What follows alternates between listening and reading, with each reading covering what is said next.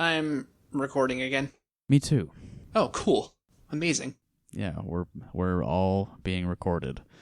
Don't say anything bad. Big Brother's watching. Actually, we'll have plenty of time to say bad things. This will be a normal podcast length, so don't let it all out at the beginning. Okay.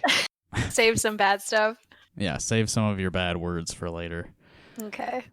All right, I'll write a list down. All the bad words I know.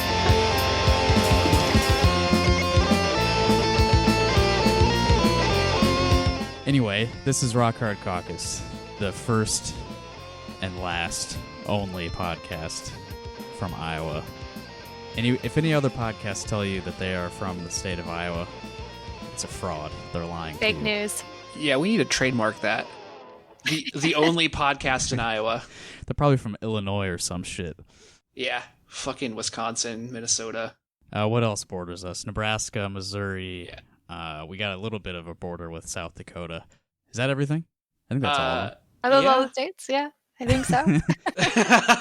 I don't think we touched Kansas. Geography right? lessons. Do we share a corner with Kansas? No. Does that count? No? Okay. No, we don't. Okay, good. If you're just tuning in, my name is Justin. Today I'm joined by Evan, Hi. and Stella is back. Yes, a less cool, less smart version of Natalie who has worse takes. She says the same thing about you. Yeah, I don't know if you've noticed. Yeah. We'll just say the other member of the toxic feminine mystique. Mm-hmm. So each time you refer to each other, you just get lower and lower. You're digging a hole for each other. I think that's the only way that Midwestern women can elevate other women is to Self-deprecation. Denigrate themselves. yes, cover themselves in shit. Before we get down to business, Stella, how are you doing? It's been a while since we've had you on the show. Things are going okay. I mean, personally, things are fine. I've been in quarantine for several months, and that's honestly been fine. Yeah, just, trying to escape the ever-impending sense of ennui and crippling depression and anxiety that are symptoms of living in our toxic society. Damn, that's deep. Listen, super impressed with your activism and with everything Natalie told us. She kind of, when everything was going on in Minneapolis, she was kind of keeping us all updated. But listening to the last Rock Hard Caucus episode, I just realized how incredible she is, and just completely floored that she experienced all that and that she was there to help people. That's incredible. It was kind of nice to have a couple weeks before we recorded her talking about that, because right afterwards, she was very tired and probably would have recorded herself saying some illegal things that would get us in trouble. So Yeah. I mean, I can't imagine doing that and then just going back to your normal life, Yeah. Immediately. Yeah. The next, she was back to work on Monday after the protest, Yeah. wasn't she? So Yeah. dang, braver than me. The brief taste of police brutality that I saw made me think oh man, I can never be normal again. And she saw a lot worse. So Yeah. Yeah, well, it's crazy what happened in Iowa City and in Coralville. I mean, someone left a toilet at the Coralville police station, and then they shut the fucking town down for 2 Well, weeks. the toilet came after the curfew, but Oh, the toilet was a reaction to the curfew. The curfew was a reaction to a broken window at the Tires Plus. yes, yeah. Some minor looting at the Walmart, and I think a little bit of chalk in front of the police department. Yeah, we did the chalk. I think the first or second night of curfew is when that happened, and they washed it away the next morning because they cannot handle light chalk criticism. Yeah, I mean, that's just an excuse to move on to the more permanent stuff, I think.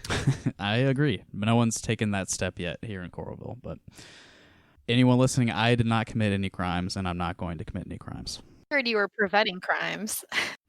Stella, we were going to record last night, but something happened with your car. Is that right? Yeah, so like most people who are trying to be good quarantiners, quarantines. With 2 E's. Teens. Yeah. And a Z.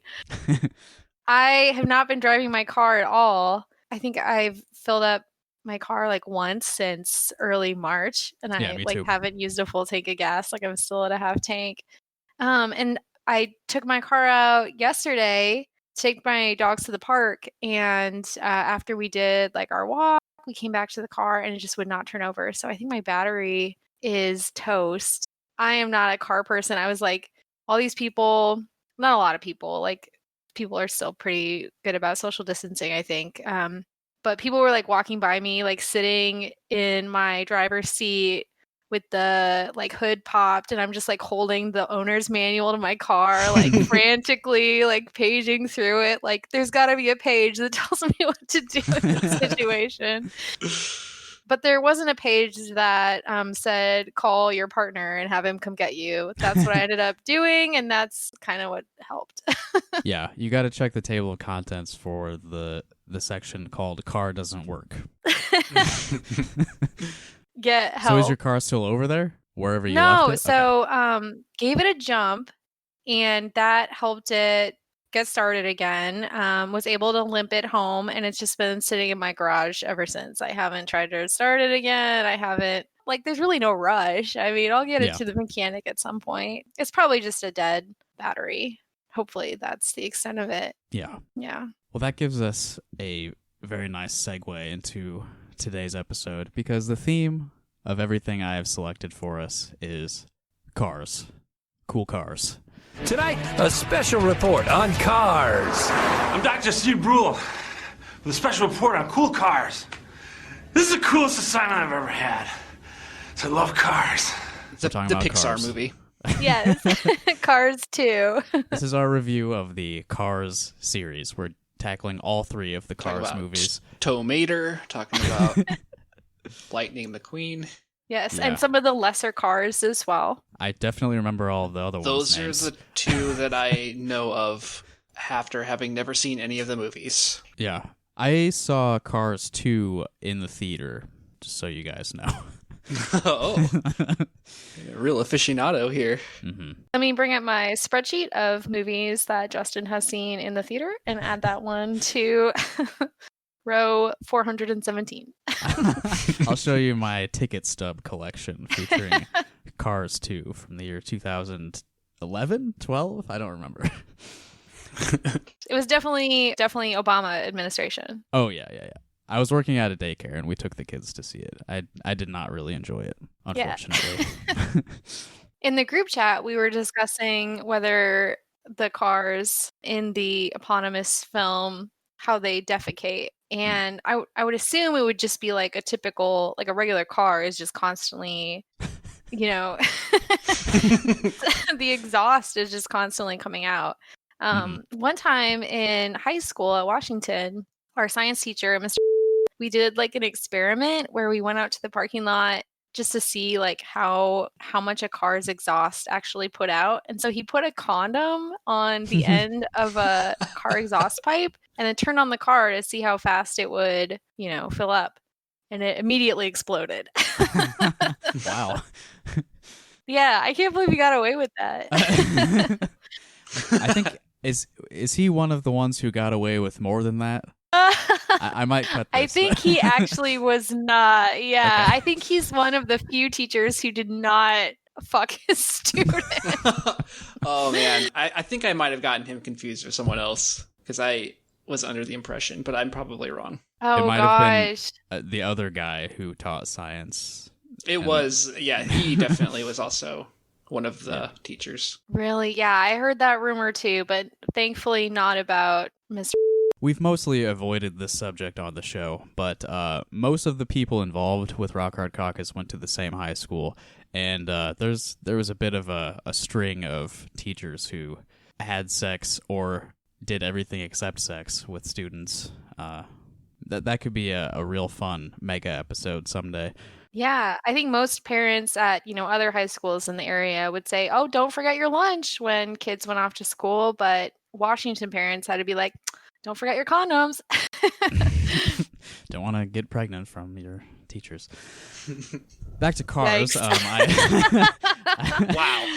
I was talking to Alan before we started recording because he's our resident car guy, and he has this message for us. All cars are bad.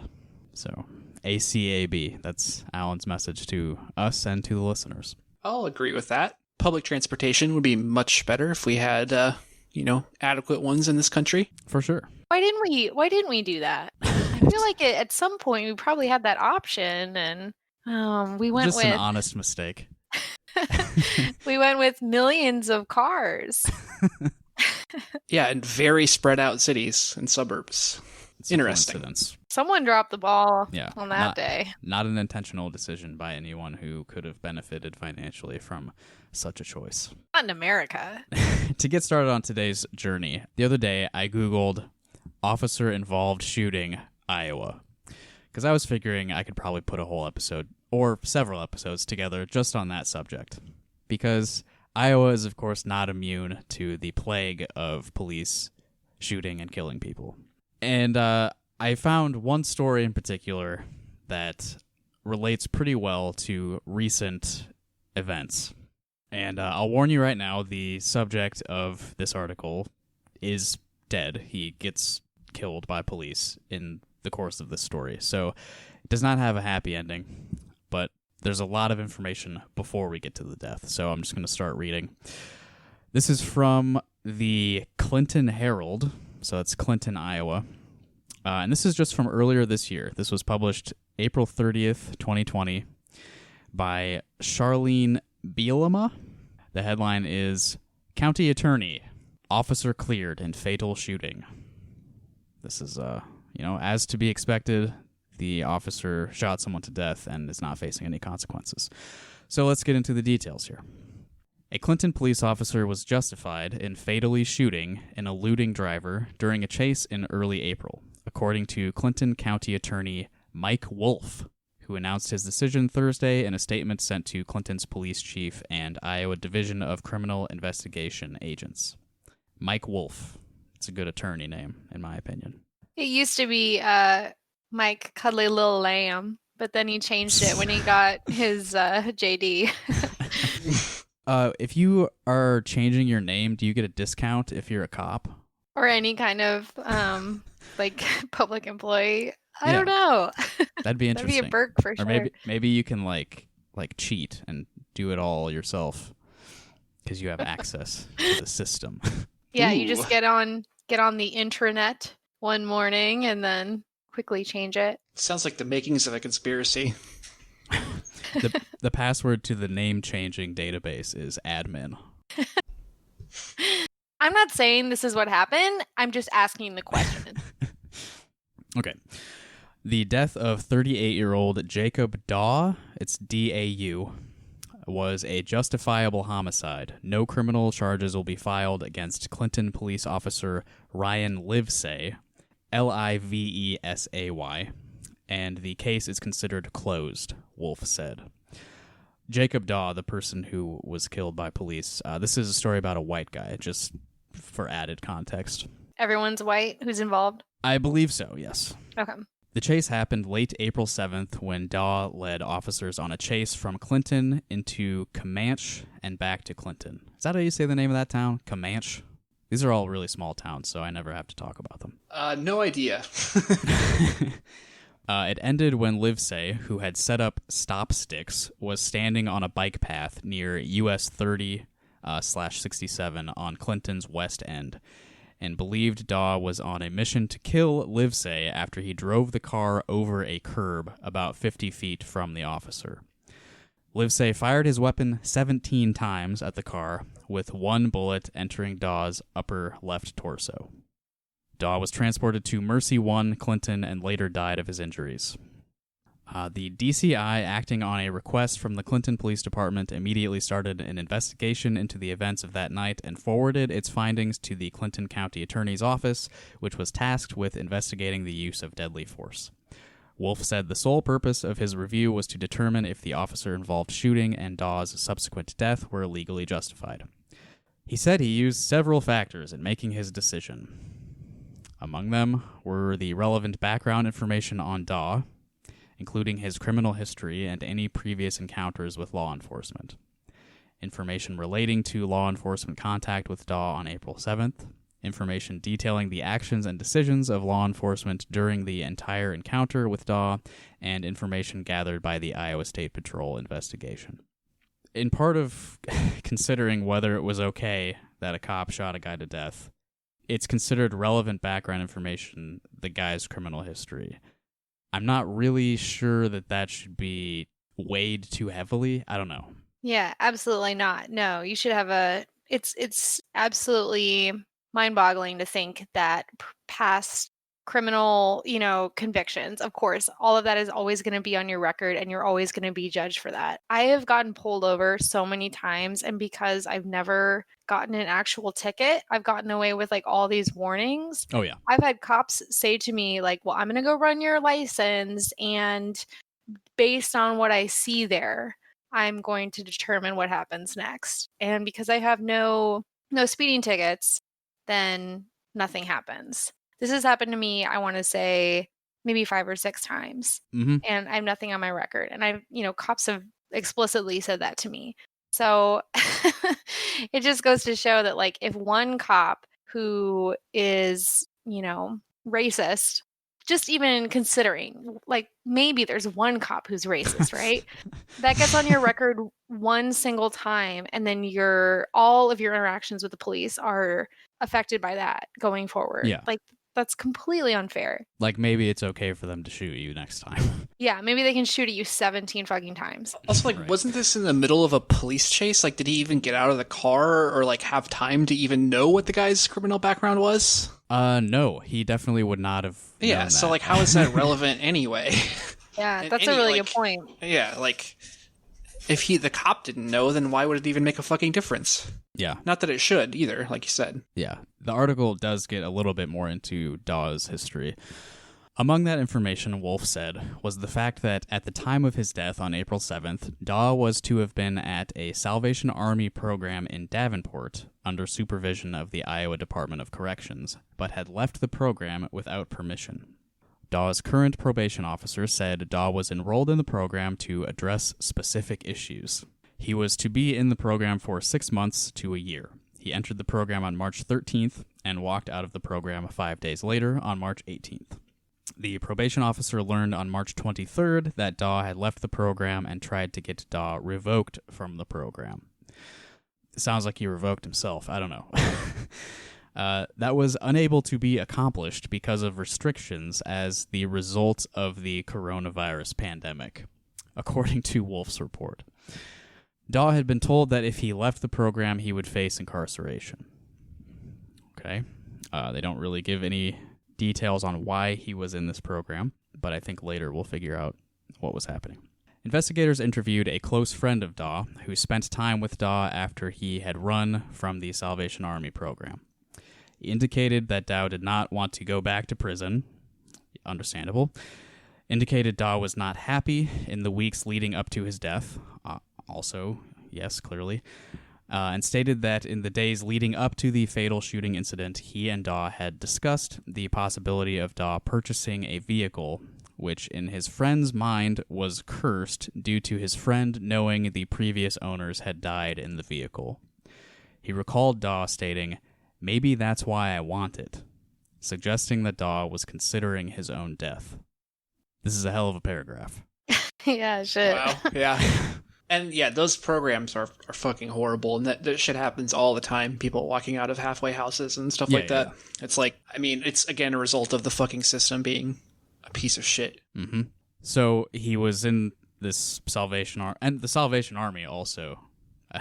Why are they involved in this? Yeah, I forgot about that aspect. So he was in some Salvation Army program. I'm sure it was not particularly helpful to addressing his issues. He ditched. He had emotional and mental issues, and then he, I guess, wanted a cursed car, and sounds like considering ending his life. The circumstances that Daw had left the Salvation Army program would provide an explanation as to why Daw chose to elude officers and fail to stop, Wolf wrote. Additionally, his possible mindset would explain why Daw drove his vehicle at an armed officer. Okay, so he didn't want to go back to jail, so he fled the scene of being pulled over. Yeah, I think this really kind of underscores Iowa, especially rural Iowa, a place like Clinton. Mm-hmm. There's not a lot of, mental health support for people who are feeling suicidal or who are feeling very depressed. Like it sounds like this person was. Well, they probably would have turned him back in, if he did, Yeah, reach out for that, because they would have found out that he had skipped out on this other program. Yes. Yeah, exactly. All right, so here they get into the details of when he got pulled over. Daw had contact with police around 10:45 p.m. on April 7th when an on-duty Clinton police officer initiated a vehicle stop of a 2010 gray Honda Accord, driven by Daw, whom the officer said was barred from driving. The report said Daw refused to stop, and a vehicle pursuit took place throughout the city area of Clinton and Comanche. Wolf wrote that while the details of the pursuit are lengthy, quote, part of my determination is premised upon whether the high-speed pursuit posed an actual and imminent threat to the lives of any pedestrians or bystanders, to other drivers, or to the officers involved in the pursuit. The pursuit that he was participating in? Right. Who would it have been a high-speed pursuit had he not been pursued? So where is the potential danger coming from? I mean, I get that the guy walked out of some sort of program and was not supposed to be driving, but who is being endangered if you just let him go? Yeah. You know where he is, and you know what car he's driving, versus having him drive faster and have several other vehicles follow him at high speeds in the dark in a rural area. It's allowed to, give up a little bit. It seems like there's maybe safer alternatives here. Yeah, that's a thing too. There's a bunch of innocent bystanders who get hurt or killed from police chases. And I mean, I know that in some cases, yeah, the cops do, depending on location or whatever, or their particular department, do just give up on them because they're most of the time it's not in the interest of public safety to even exactly chase after someone like that, because it's just going to cause a bigger mess than whatever issue that was they're getting pulled over to begin with. Right. You're escalating the danger involved without really any necessary benefit. I think you're drawing a parallel here between some of the protests that we've seen here, where cops are... Oh yeah, they love to damage their own cars, They're all about that. That's a badge of honor. Oh, look, I got into a high-speed chase and I fucked up the fucking bumper on my SUV. Yep, we'll have to buy a new one. A new, better one. They just love to needlessly accelerate or, make a situation worse and potentially more violent. Mm-hmm. When it was reported that the pursuit was headed towards Comanche, Wolf wrote, Officer Ryan Livesay knew exactly where the pursuit was at the time because he was very familiar with the area. He's just brilliant, just the smartest cop on the force. As the locations of the pursuit were being called out, Livesay stated that he was close to Billion Automotive and far away from the pursuit, so he was not going to go out of his jurisdiction at that point and enter the pursuit. As a result, Livesay deactivated his emergency lights and thought about what direction the pursuit could take. Are you telling me this cop, his entire territory to guard is the Billion Automotive lot? Must protect. He felt one possibility was that the pursuit could come back into town from Highway 67, which was a very busy intersection with Highway 30. Wolf wrote, at this location, there was a Quick Star gas station, a car dealership, the Billion Auto, and a lot of people that traveled in and out of the intersection on a daily basis. After Officer Livesay turned right onto Highway 67, which goes right into Comanche, he parked his squad car just to the south of the Billion Auto entrance on 67. At that time, another officer stated on the radio that the pursuit was coming towards Livesay's location. Upon hearing this traffic, Livesay got on the radio and stated his badge number, and then stated that he was at the Quick Star, and then exited his patrol vehicle, retrieved his stop sticks, and ran east across US 67. Do you guys know what stop sticks are? Yep, they puncture tires, right? Well, I forgot to look it up, so I was actually asking. Oh, okay. I'm pretty sure it's like spike strips, isn't it? Is it the same thing? Okay, I wasn't sure because I'm guessing. I'm not familiar with that terminology. I've never heard that term either. Stop sticks. Let's Google it. We Yes, have the technology. it is. Yeah, it's a world's leading tire deflation device for high-speed pursuits. Okay, so it's a spike strip. Yes. All right. When describing the area where he was going to set up his sticks, Officer Livesay stated that there was 5 lanes of traffic, which included 2 lanes of southbound traffic and 2 lanes of northbound traffic, Wolf wrote. I really appreciate all these details. In addition, there was a northbound turn lane, which allowed a person to turn into the truck stop, followed by a bike path on the east side of the road, and then a ditch. We've all seen highways before. I think this is painting a very vivid picture for us. Someone was a creative writing major. Officer Livesay's plan was to use the ditch as cover in the event of an emergency. In sum, Officer Livesay parked his squad by the Billion Auto entrance on Highway 67, and then he positioned himself close to the truck stop entrance into the Quick Star gas station. Wolf wrote that as Livesay was setting up his stop sticks, there was a pickup truck parked on the shoulder facing north, so Livesay waved that truck on as he felt it was in a dangerous position due to the pursuit. Once the truck was gone, Officer Livesay observed headlights coming over the hill, south of town, and was trying to determine if it was the suspect vehicle that was coming at him. Officer Livesay stated it appeared to be a small sedan and fit the description of the suspect vehicle, and in addition was being followed by several patrol vehicles with emergency lights and sirens activated. I think you found it. You spotted it. All the cops following it are a good indicator. As the suspect vehicle appeared to be traveling at a high rate of speed and coming towards him, Officer Livesay stated on the radio that he was deploying stop sticks, and at that time he threw the sticks onto the roadway, covering a portion of each of the northbound lanes. As the suspect vehicle continued coming down the hill at a high rate of speed, followed by the squads, Officer Livesay observed the suspect vehicle quickly decelerate, squeal its tires, and then swerve all over the road. When this happened, Officer Livesay stated that he was not sure if the suspect vehicle was trying to avoid his stop sticks, and because everything was happening so fast, he was thinking of what his next step should be. When the suspect vehicle did not hit the stop sticks, Officer Livesay observed the suspect vehicle turn in his direction, and once it was pointed towards him, he could very clearly hear the vehicle accelerate in a very rapid manner, trying to pick up speed as fast as possible. When Officer Livesay determined that he had nowhere else to go and was going to be hit by the suspect, he made the decision to use deadly force to stop the threat. He then drew his service weapon and aimed it at Dawes' vehicle with the purpose of stopping the threat. At 10:57 and 51 seconds p.m., Livesay's body cam records the first shot is fired at the suspect vehicle.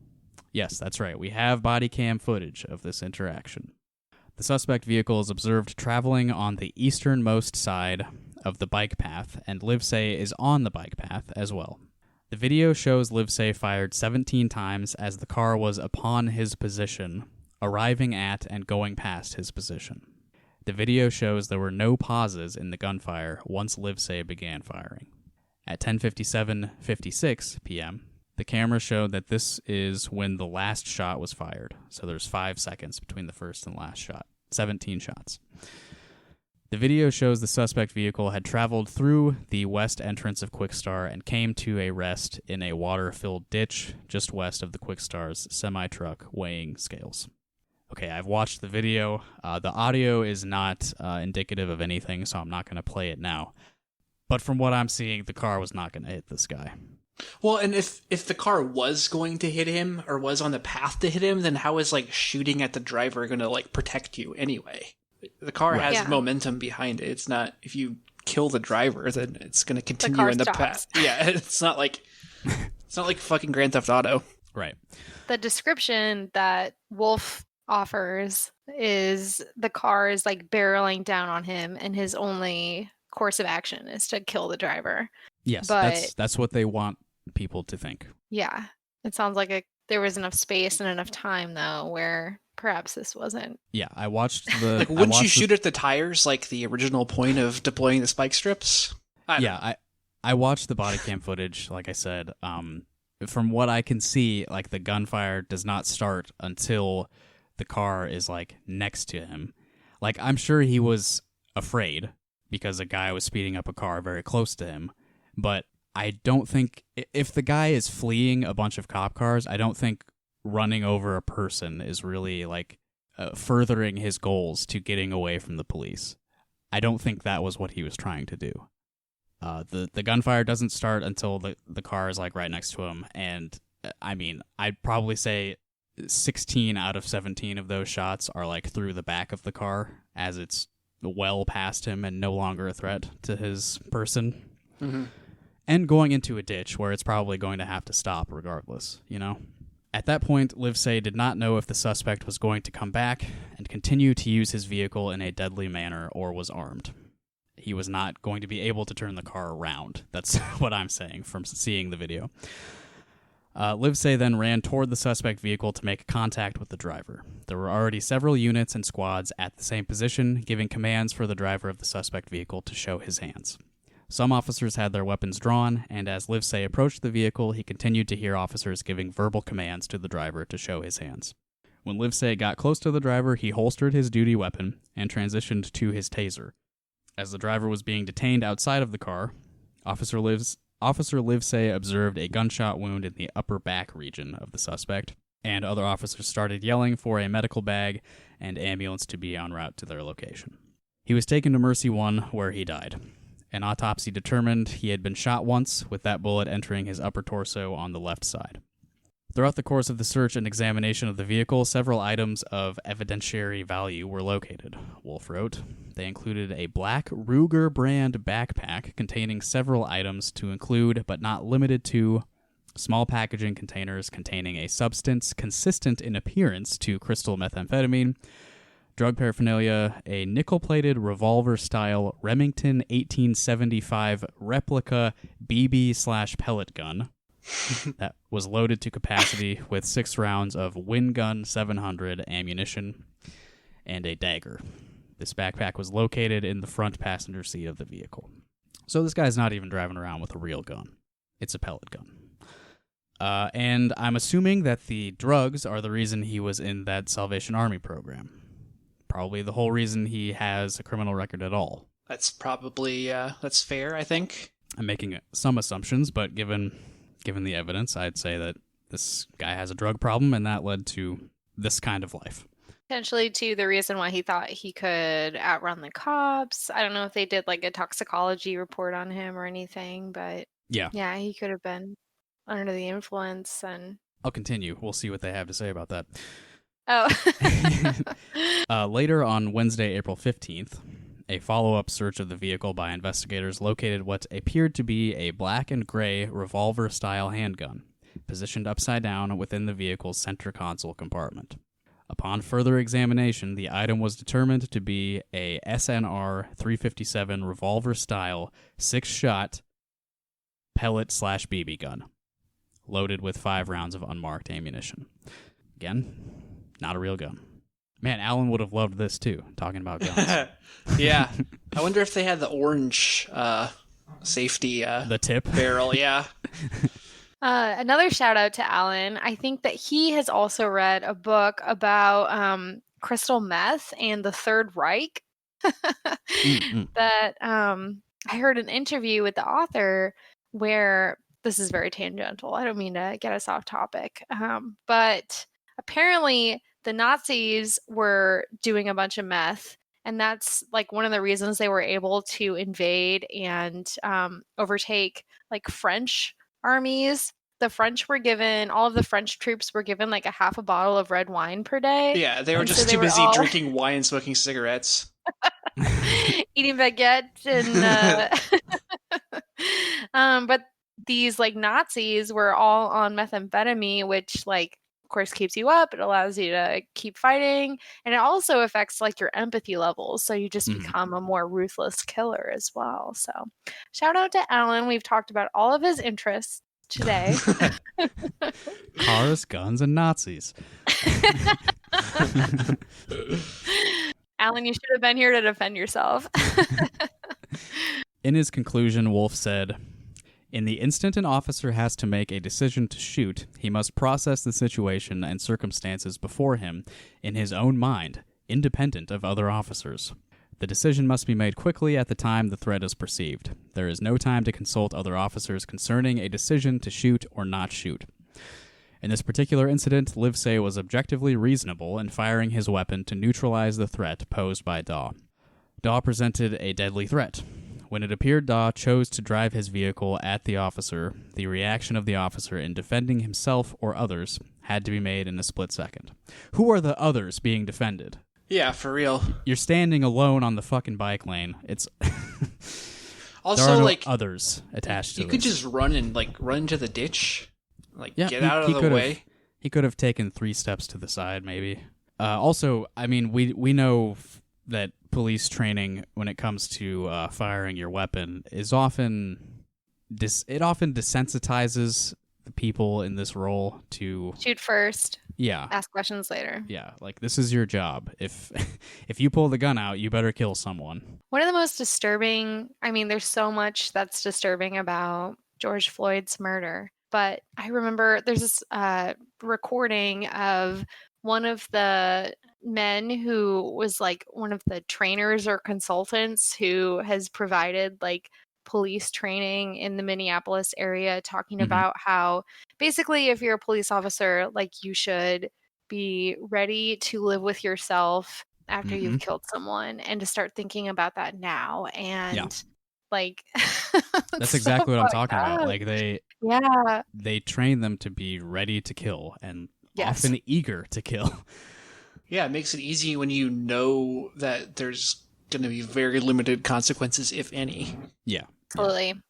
It's a different part of your brain, too, I would argue. Like being in that very primitive, like lizard brain area where you're just like, you have to neutralize the threat and kill someone. And it's the only option that you see. Like it takes more time and more processing to figure out like, no, I can just like move over here, or I can try to talk this person down human to human, you know, like Yeah, well, I mean, they also teach officers like you are constantly under threat. Like any person that you pull over could be holding a weapon.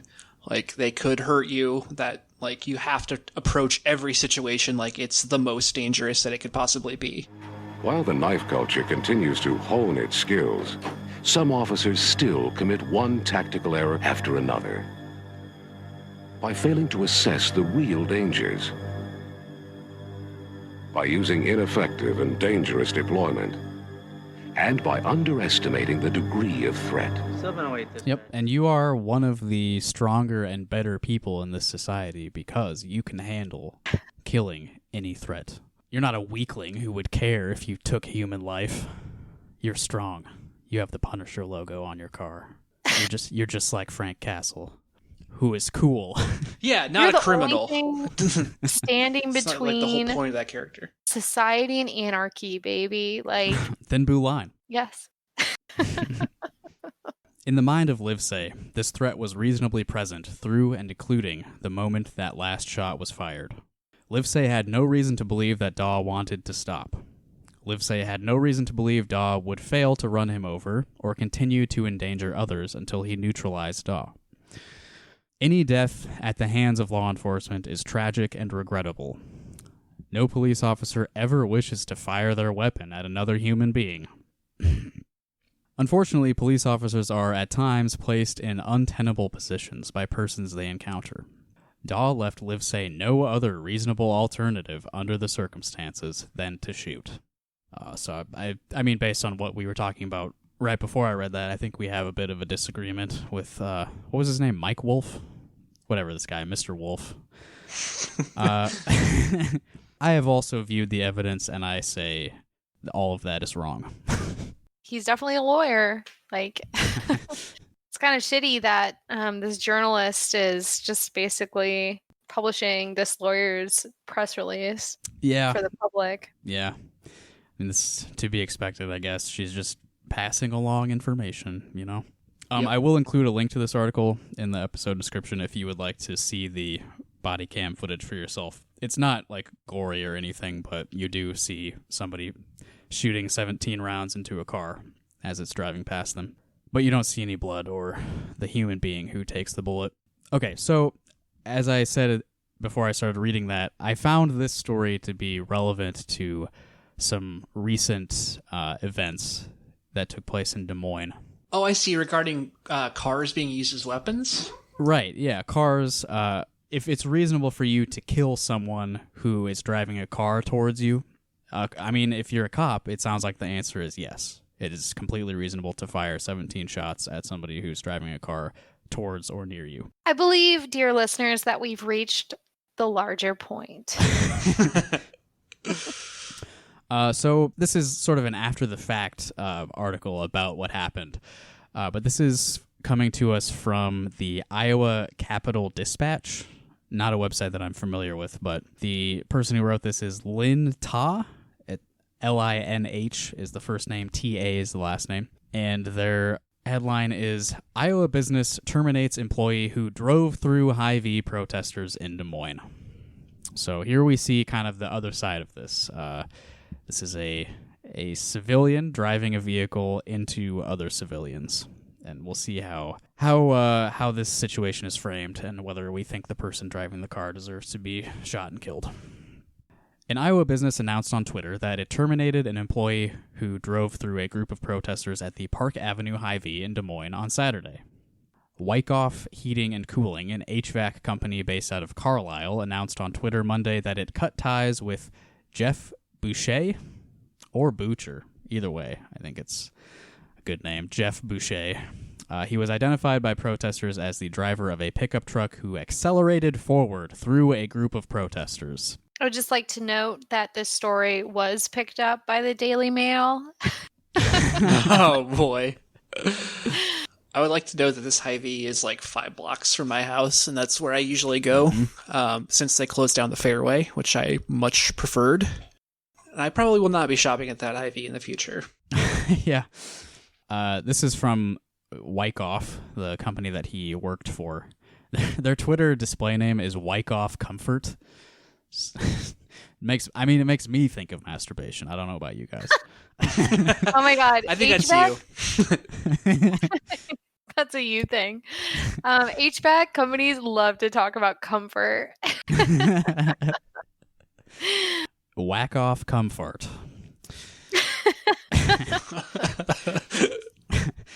His actions over the weekend were unacceptable and do not represent the values Wyckoff has built our business on, according to the tweet. The company also said in a statement that it will work on educating its employees so, quote, something like this doesn't happen again. Okay, that's fine. Not going to read the whole tweet. Not that interesting. Here they get into what actually happened. On Saturday, dozens of protesters gathered at Hy-Vee on Saturday afternoon to condemn the company following a social media post from a former employee who said she did not feel supported at work, particularly as she started attending Des Moines Black Lives Matter events. So this is the reason that the Hy-Vee is being protested. I mean, we know Hy-Vee is kind of a dark presence in Iowa. Yeah. They contribute a lot of money to Republican campaigns. They recently, it seems they've been covering up instances of positive cases of COVID-19 in their employees. Yeah, this store had 7 cases. Great. Which was also part of the protest, I believe. Yeah.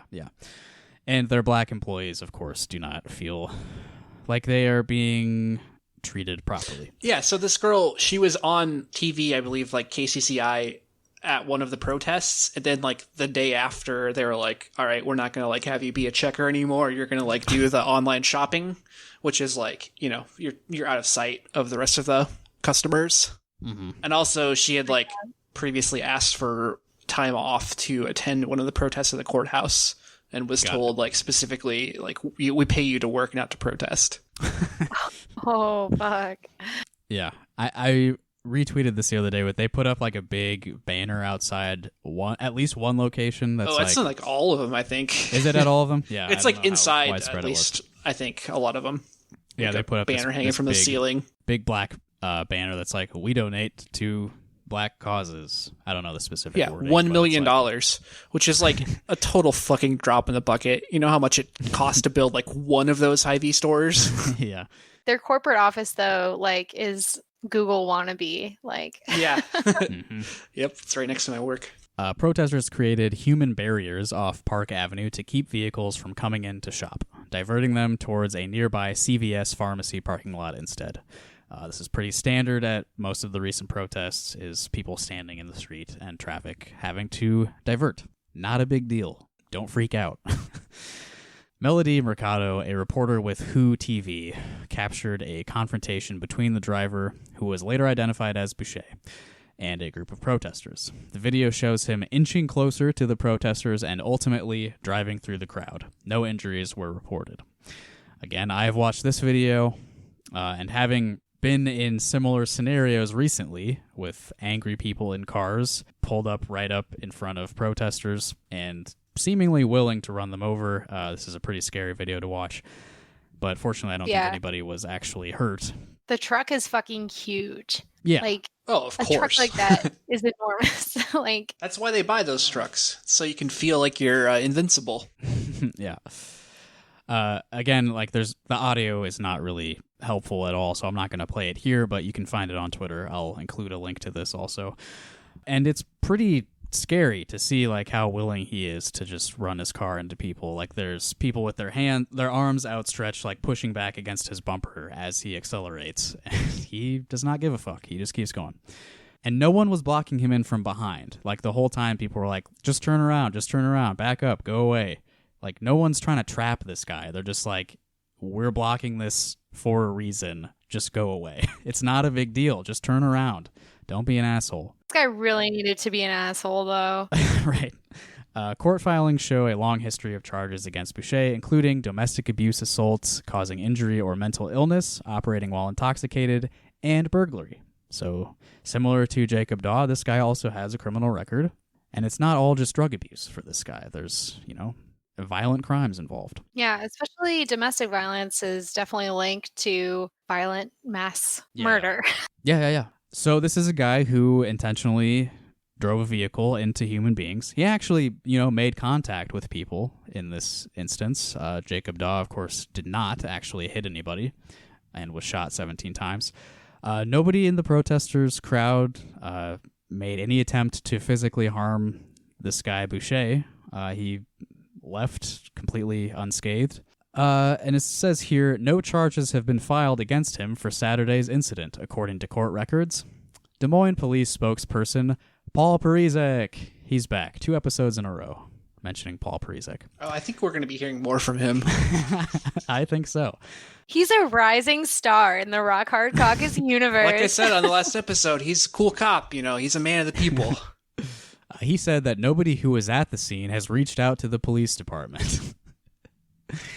Is that what we're supposed to do? You know who was at the scene? Police officers.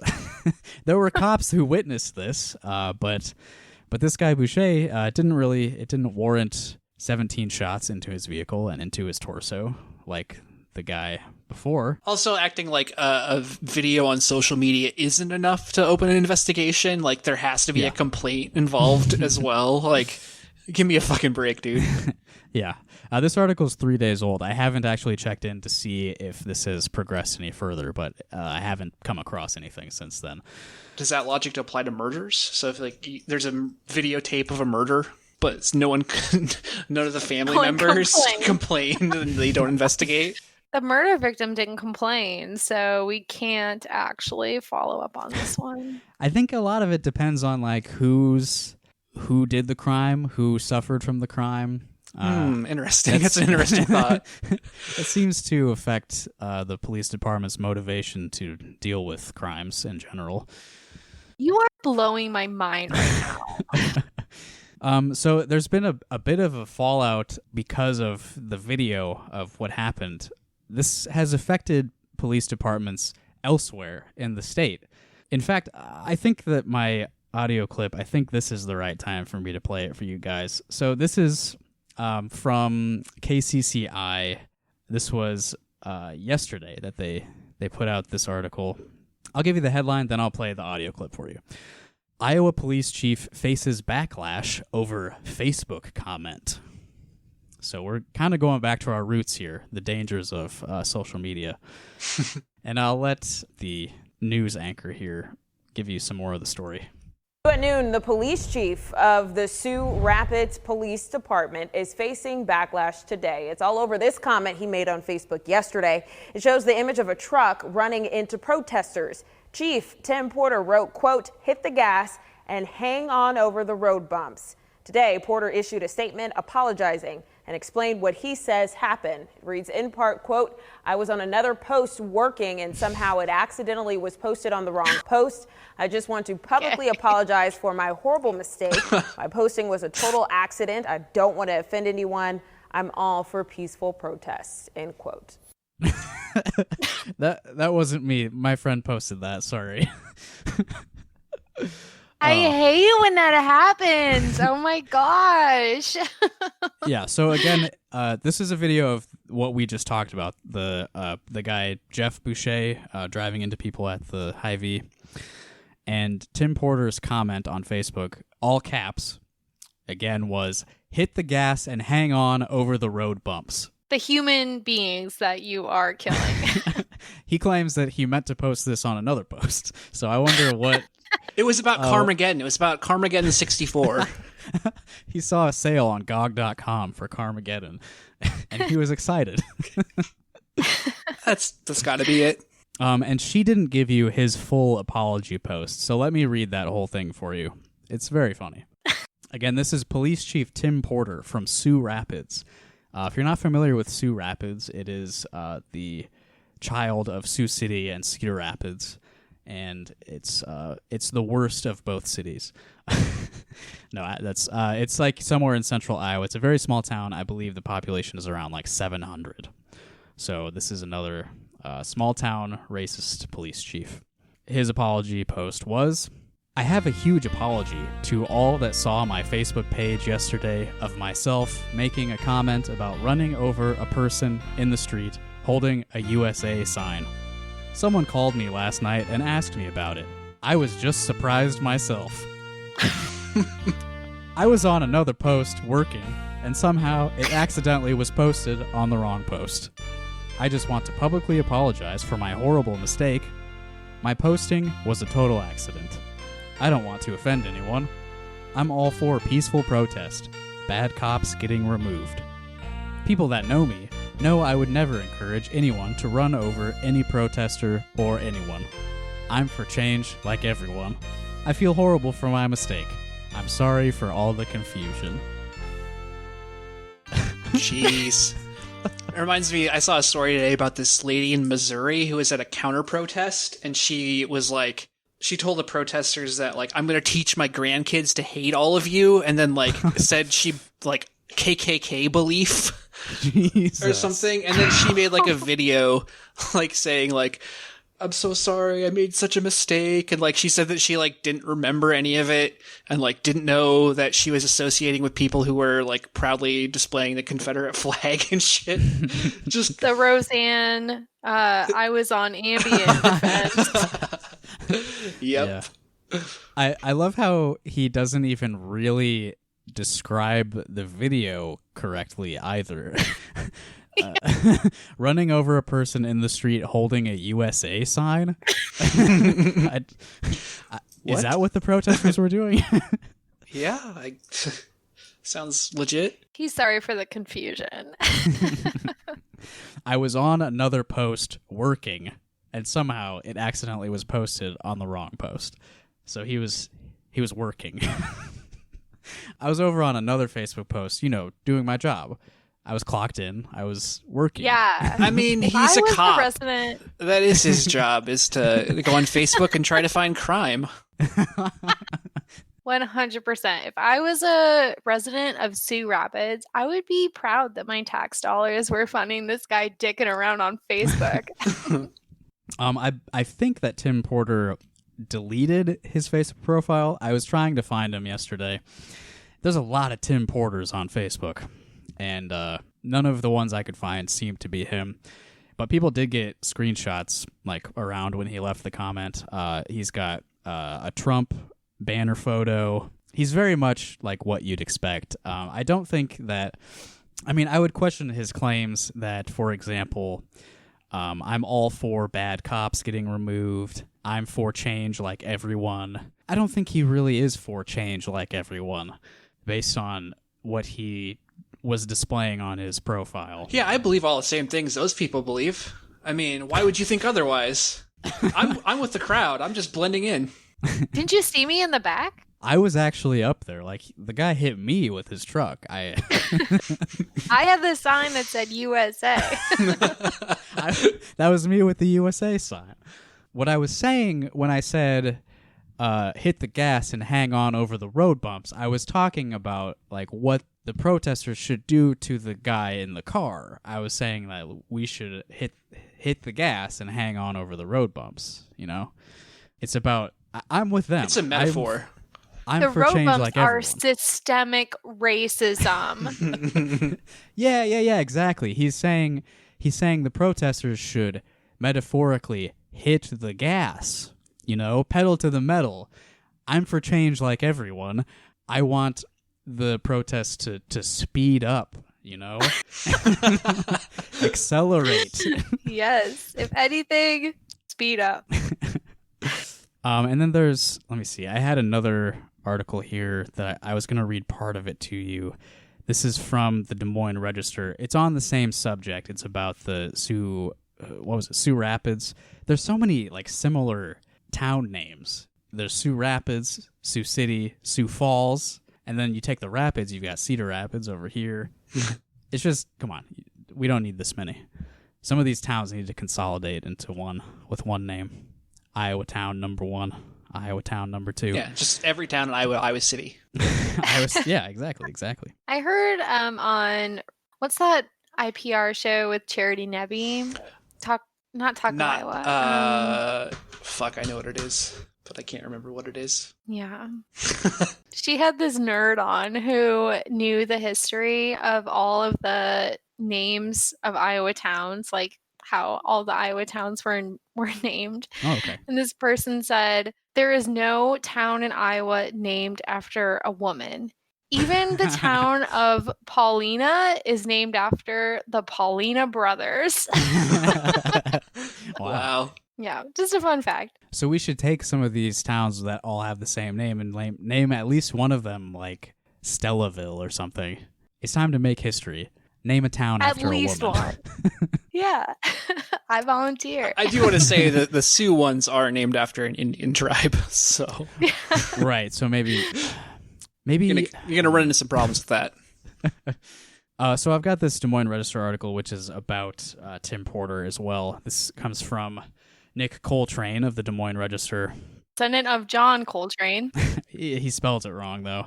Coltrain. So, unfortunately not. I feel like I'm misremembering. I spent a lot of years high, so I feel like I'm misremembering that interview because there is a town of Pocahontas, Iowa. So I would assume that that's named after Pocahontas. So you can cut out that last part. Well, maybe it's named after the movie, which isn't exactly named after a woman, but more. Which was a Disney film. Yeah, so Disney was a man. male-owned studio. Yeah. The headline that they chose to talk about Tim Porter was Iowa police chief says Facebook post calling protesters road bumps was a total accident. But there's just a snippet here that I wanted to read from this one. Screenshots of Porter's original comment were posted on social media, where users encouraged others to call elected officials in Sioux Rapids, a small town in northwest Iowa, to report the comment. Porter appears to have deleted his Facebook account. Okay, so the journalists agree with me. Dozens of responses were posted to his original comment, including one accusing him of advocating for vehicular manslaughter, and one defending him as, quote, a great police chief who has the right to his own opinions. Oh, the dichotomy of small-town Iowa life. According to screenshots of the since-deleted comment thread. It's just his opinion, that people should be killed for standing in front of a truck. Okay, so there was a bit of a backlash against the city of Sioux Rapids. Messages left by the Des Moines Register at Sioux Rapids City Hall and with the police department weren't returned on Tuesday. Sioux Rapids City Council member Todd Railing, reached by phone, only said, "I know nothing about it," before hanging up. In a statement attributed to the Sioux Rapids mayor and city council sent Tuesday afternoon, they wrote that an incident involving social media by a member of the police was being investigated, and, quote, any and all disciplinary action deemed necessary would be taken. So basically, I saw one of the first tweets that was going around about this. There were a lot of phone numbers attached to it, so people were flooding the lines in Sioux Rapids. Again, a town of around 700 people had, last time I saw it, the tweet had around 40,000 likes, so it was getting quite a bit of attention. Public trust and accountability are the foundations of policing, the statement reads. When an officer violates that trust, it is our responsibility to ensure that it does not occur again. We are committed to running a police department that respects the rights of every officer and every citizen and guest of our community. Interesting order. Exactly. Even in the city's response to their police chief saying that a truck should run over protesters, it seems that their first priority is to respect the rights of every officer. Well, they have the right to freedom of speech, too. It's his opinion that the truck should run people over. It's just his free speech. Sure would be a shame if this truck were to run all these protesters over. He wasn't even nearly that subtle about it, All caps, hit the gas. He was thrilled to be talking about this. My favorite character in this whole drama is the guy who said, "Police chief, never knew him, never would," and hung up. I know nothing about it. Immediately hangs up. That's got to be like the most fun job for a reporter. When we know that there were a bunch of just angry social media people calling everyone in the city, you definitely knew about it. Yeah. Yeah. But yeah, like I said, it's got to be the most fun job to just call people who, obviously don't want to talk to you and are very uncomfortable. I would enjoy it. Oh, shit, there was something I was going to say, and it's escaped my brain. Well, that's the show. Goodbye, everyone. That's it, guys. That's all, folks.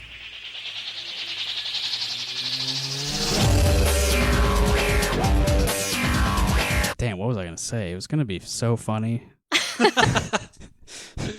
Is he still a police chief? I don't know that they've actually taken any action against him. So, as far as I know, he is. Yeah. Well, I had one more thing that we could talk about, but I think I'm going to save it again. I told the listeners last time that I would save it for this time, but we managed to get over an hour with just the car stuff. Dude, I'm glad. I don't want to talk about that shit. The Joel Kerr is escaping justice. He doesn't deserve our attention. Yeah, you can just scroll through his Twitter page and see him complaining now that everything is defined as racist, then you're just giving cover for the real racists. It's like, bitch, you are the real racist. Look at the rest of your timeline, dumbass. Anyway. Yeah, so my whole reason for tying all of these articles together is just to point out, when a cop feels like he is being physically threatened, that warrants the death of the person he views as a threat. But when protesters against police brutality and the more radical among them for police abolition are threatened by somebody in a vehicle, the situations could be compared very directly. A larger vehicle, in fact, a more threatening vehicle, threatening several more people, unarmed people also. That doesn't seem to warrant any concern at all from the police. They, in fact, make a statement about how, no one there contacted us about it, so must not be a huge problem. Oh, shit, I remember what I was going to say. Okay, so I saw two different videos of the guy of Boucher driving his truck into people from two different angles. One kind of from the front of the truck, one from the back. The one from the back this could have been like a very deadly and serious situation. So it's like you're not expecting to laugh. But right at the end, as he's driving away, the camera just zooms in directly on his license plate. And it's just such a funny moment. Just like the visual aspect of the camera just zoop right on his license plate. Like, you know exactly who this guy is. He's very easily trackable now. Very fun. Please tell me that it was a personalized vanity license plate. Nah, unfortunately, it was just the standard letters and numbers. But do you have an idea for what his vanity license plate could be? Let's brainstorm. I'm not going to go there. Evan's not touching that one. It involves words that we can't say. Yep, bad words once again. No place on this podcast. All right, so I think that's a good place for us to wrap it up.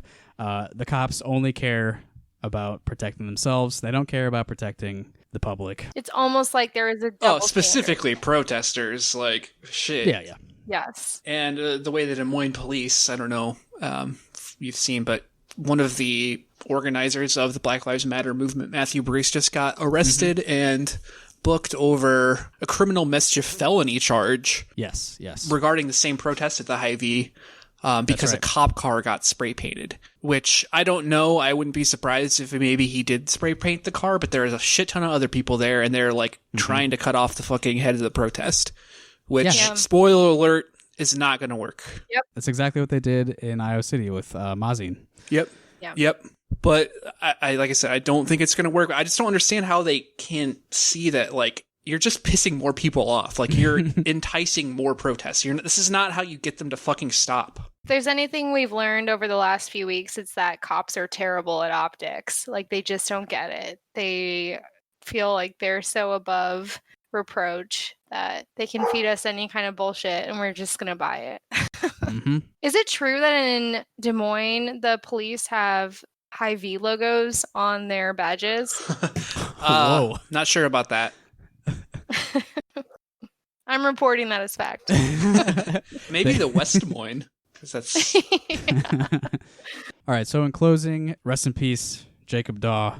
Seems you had a troubled life. I'm sure you did some things that were problematic, but you didn't deserve being shot at 17 times by a cop. And in a more just world, you wouldn't be dead now. You would have received some help with your addiction problems and maybe some therapy to help you live your life in a more fulfilling manner. You didn't deserve what happened to you, regardless of whatever happened in your past. For the grace of God, go all of us. Yep. Oh, yeah, absolutely. And to Jeff Boucher, fuck you. I'm glad that Whack Off Cum Fart fired you. I don't wish any physical harm to you, but, I mean, wouldn't blame anybody, you know? I hope you have a shitty life. Like, how dumb do you have to be to do a crime like that while, like, driving in your work truck, like, wearing your work shirt? Did we mention that? I don't remember.